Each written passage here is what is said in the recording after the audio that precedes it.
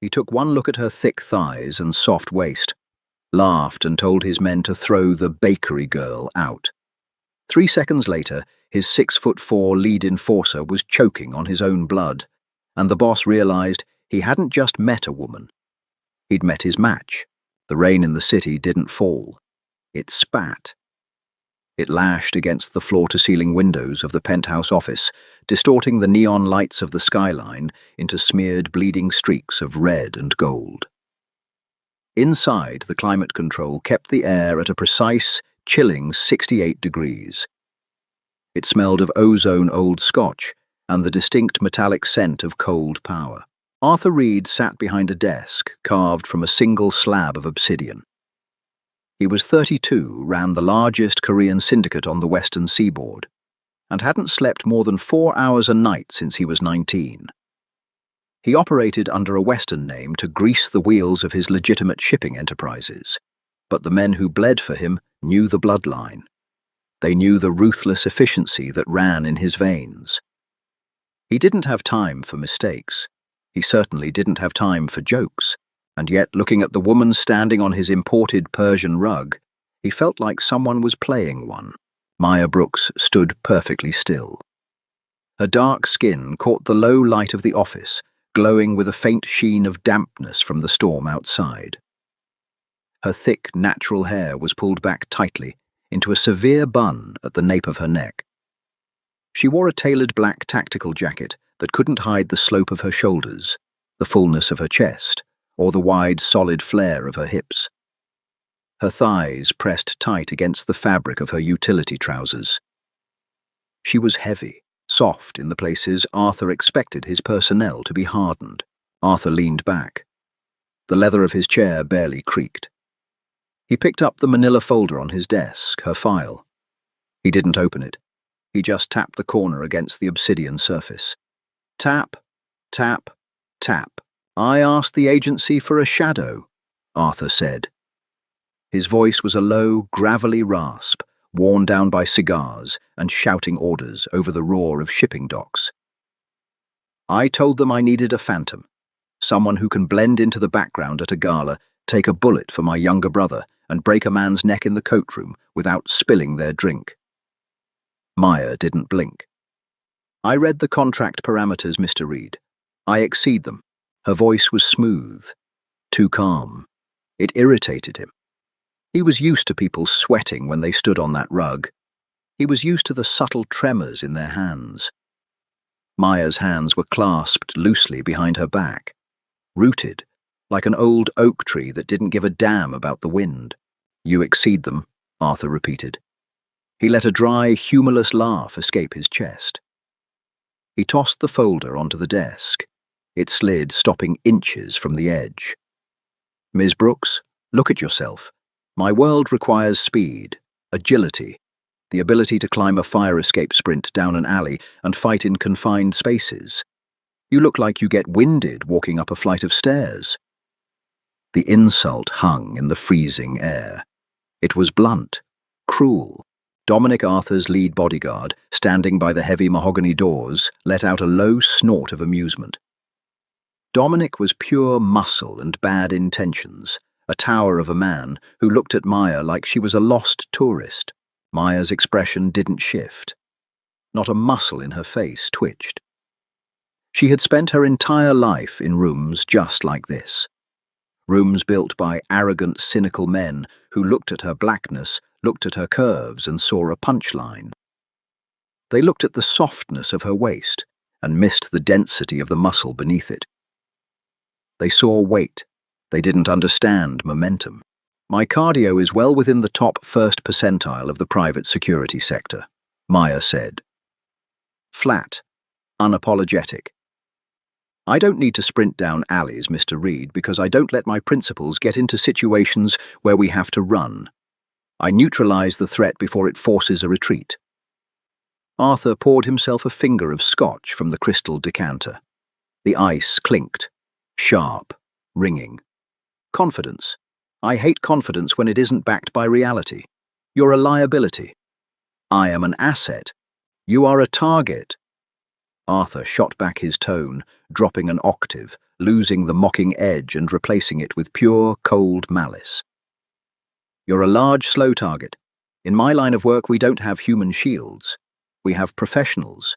You look like a baker who took a wrong turn at the lobby. I don't employ bakery girls. I employ wolves."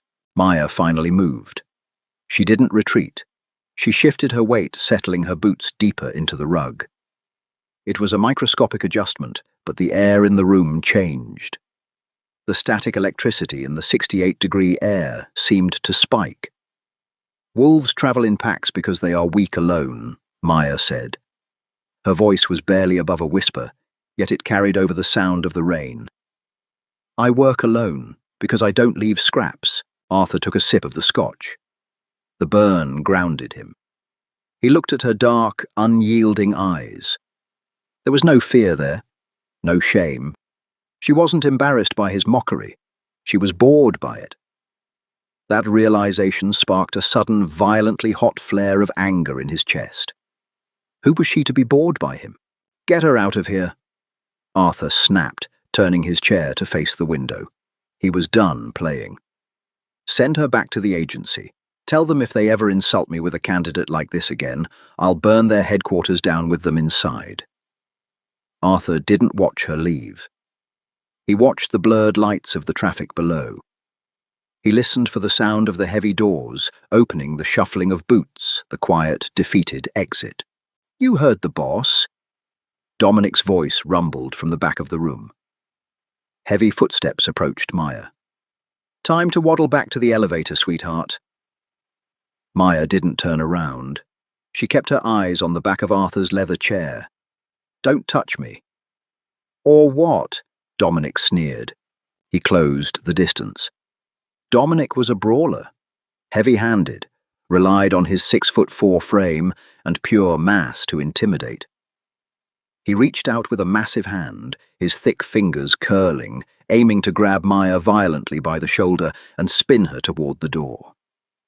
Arthur watched the reflection in the glass window. He saw Dominic reach. Then the world seemed to violently fast forward. Second one. Dominic's fingers brushed the fabric of Maya's jacket. Maya didn't pull away. She leaned into the touch, stepping back with her right foot to instantly close the gap. Her left arm shot up, parrying Dominic's massive arm, outward exposing his center. In the same fluid motion, the heel of her right hand struck out like a piston, burying itself directly into the soft hollow of Dominic's throat. It wasn't a push.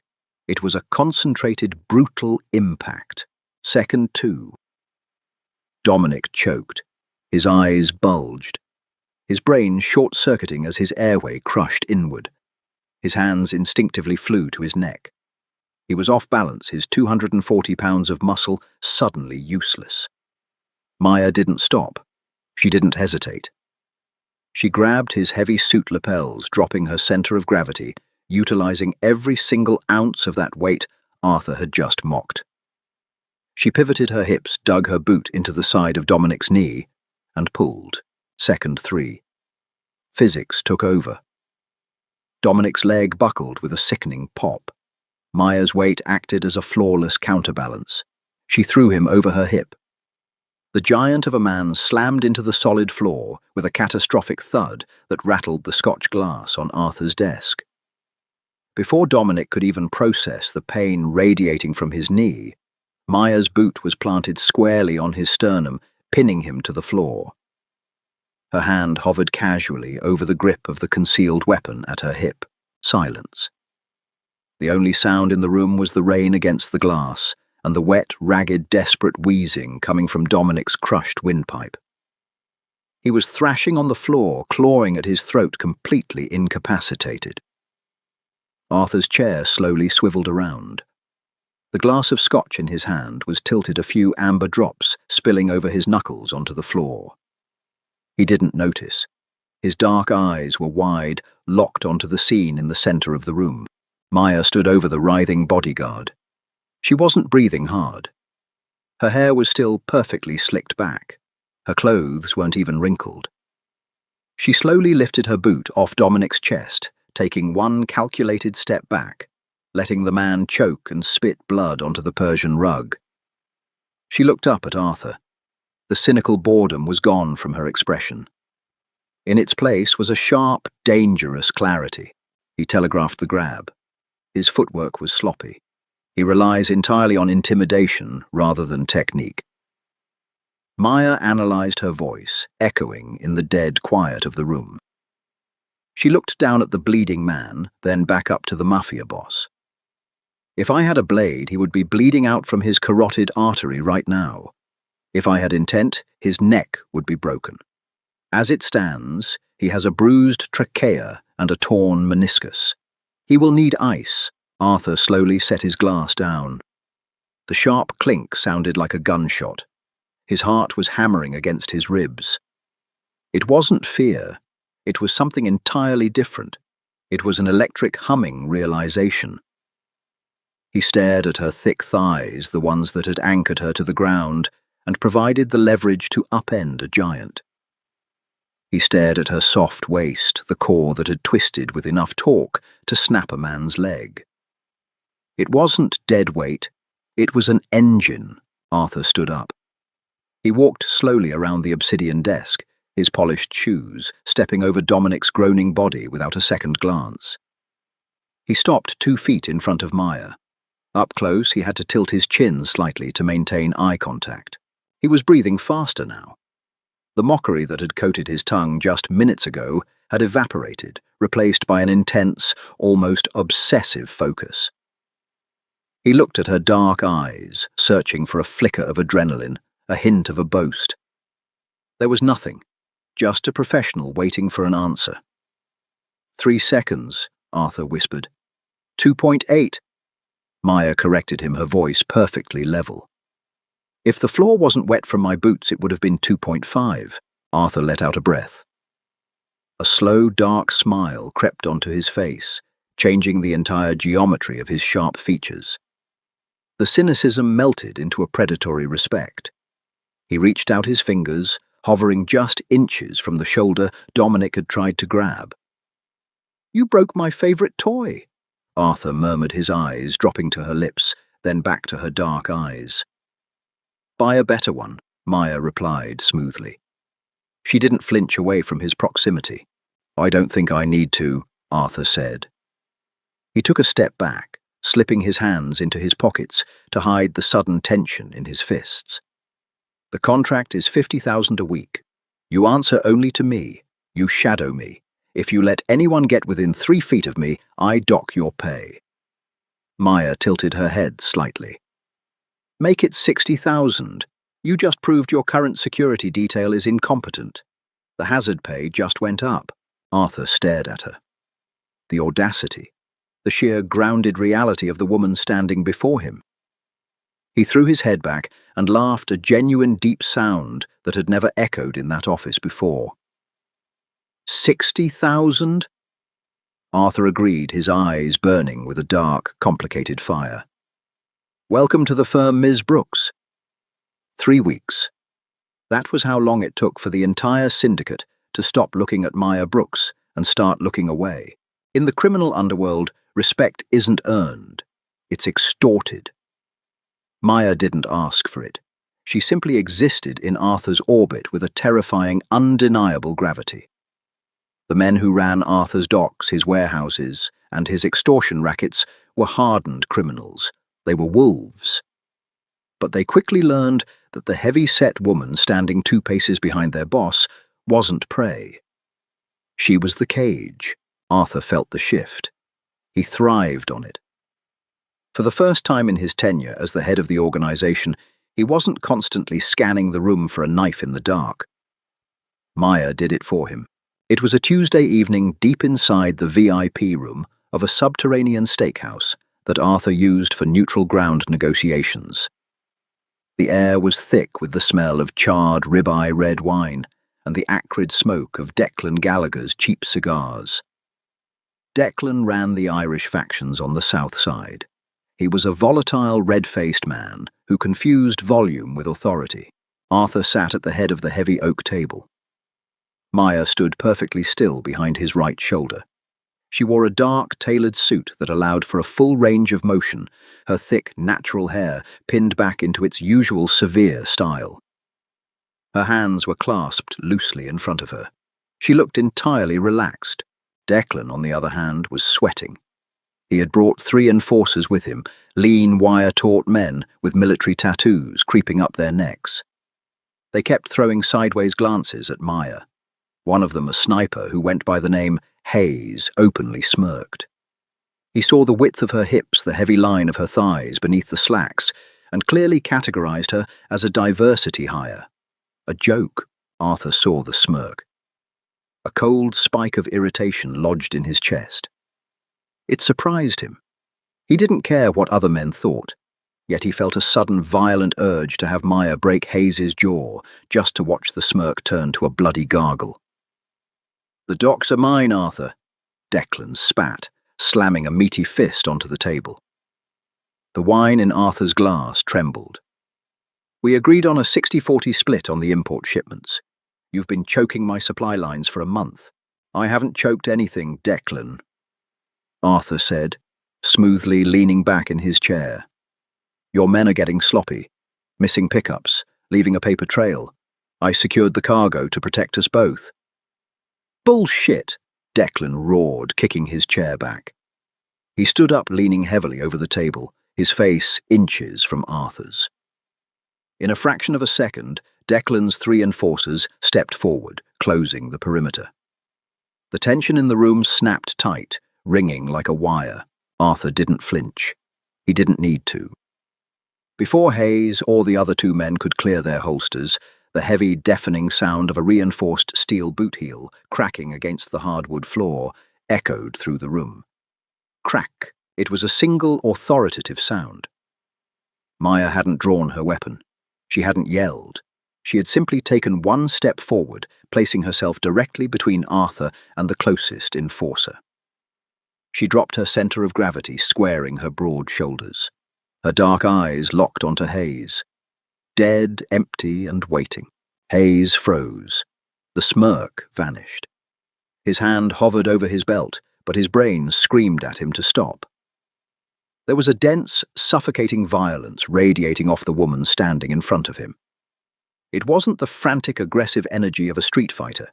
It was the calm, cold certainty of an executioner. Maya's sheer mass, her grounded stance, made her look like a concrete pillar in a room full of glass. "Step back," Maya said. 2 words. No inflection, no threat, just an instruction. Declan looked at Maya, then down at Arthur, who was calmly sipping his wine.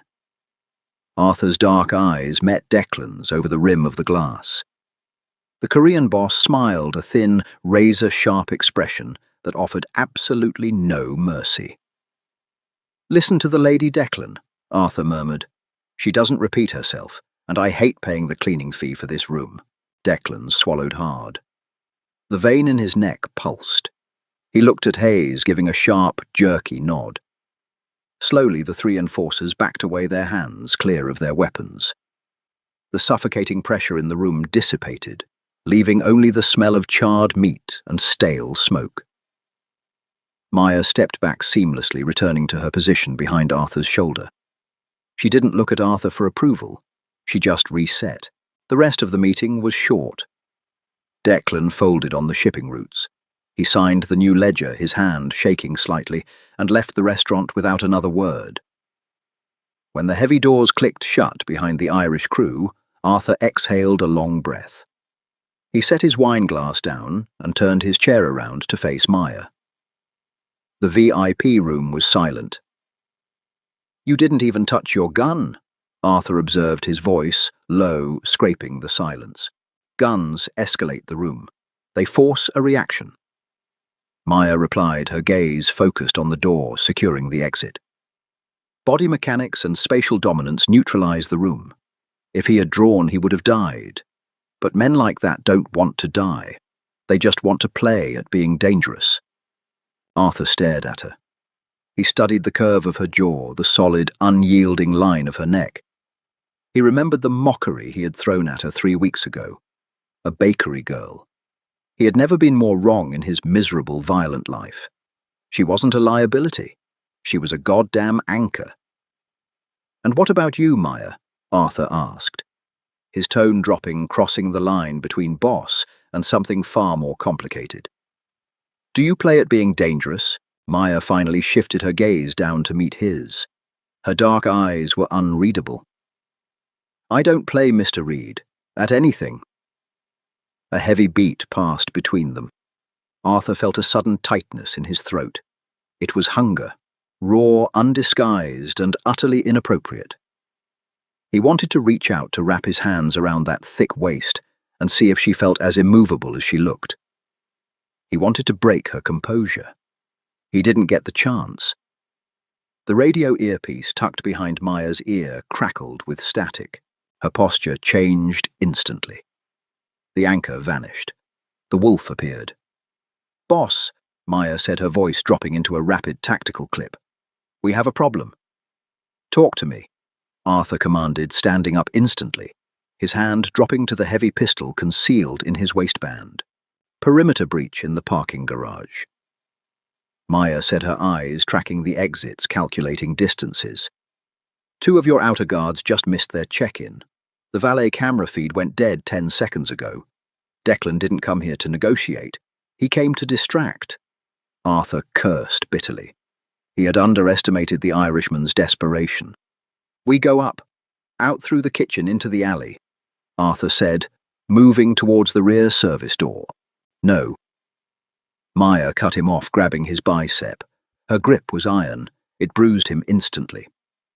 "The kitchen is a choke point. If they breach the garage, they have the alley locked down. We go down, deeper into the garage, to the armored transport." Arthur wanted to argue, but he looked into her eyes.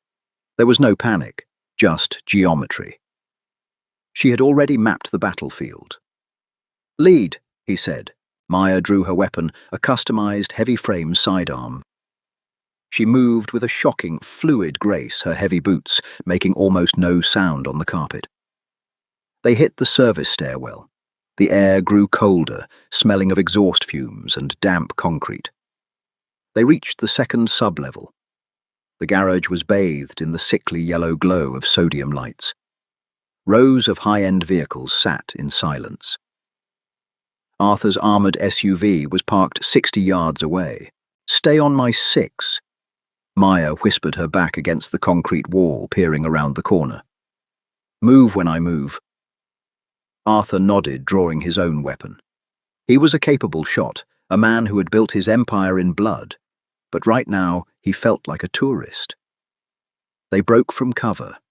They made it 20 yards before the concrete pillar next to Arthur's head exploded in a shower of grey dust and sparks.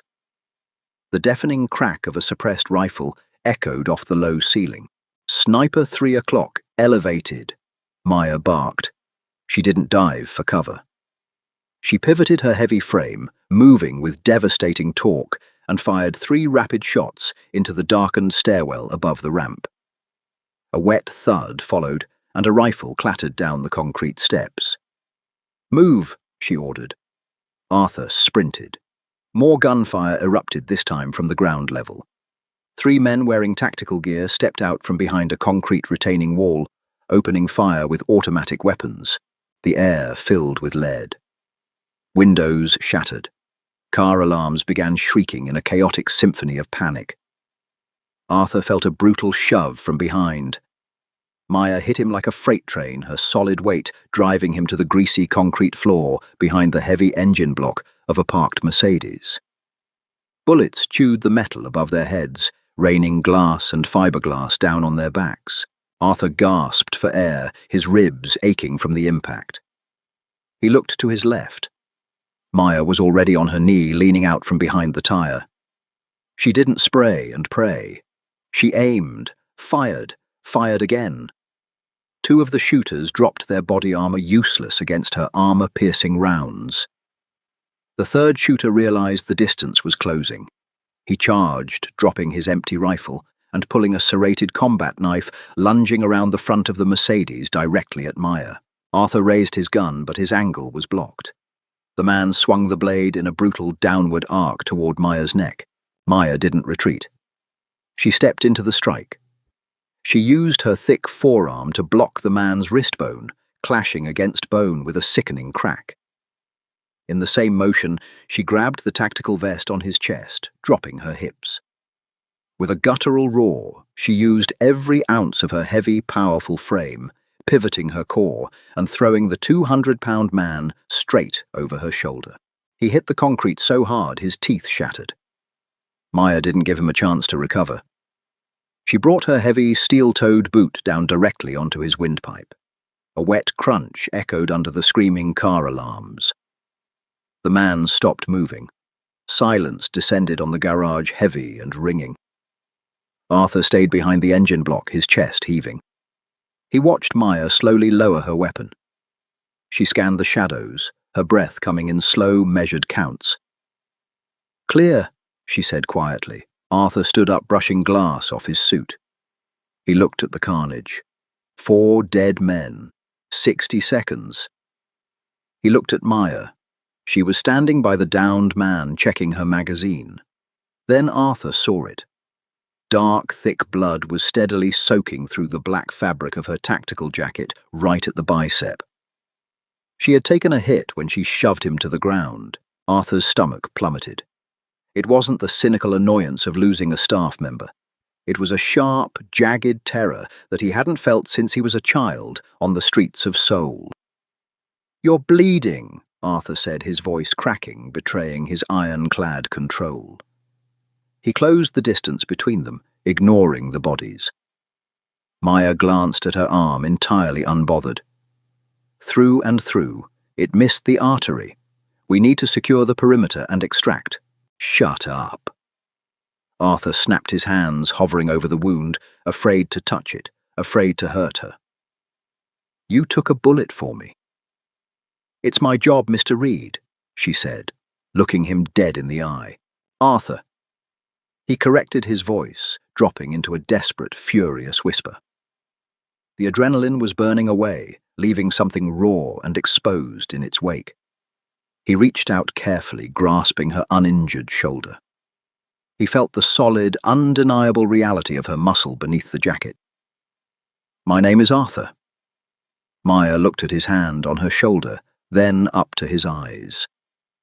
The clinical distance in her gaze finally cracked, revealing a flicker of something dangerously warm. "Arthur," she repeated softly. The sound of his name on her lips felt like a second gunshot. "Get in the car," Arthur commanded, his eyes dropping to her mouth, completely forgetting the dead men bleeding on the concrete around them. "I'm driving." If you loved seeing Maya break down the Mafia boss's defenses, and a few bones smash that like button and drop a comment letting me know your favorite moment. Don't forget to subscribe and ring the notification bell to catch the next explosive romance story.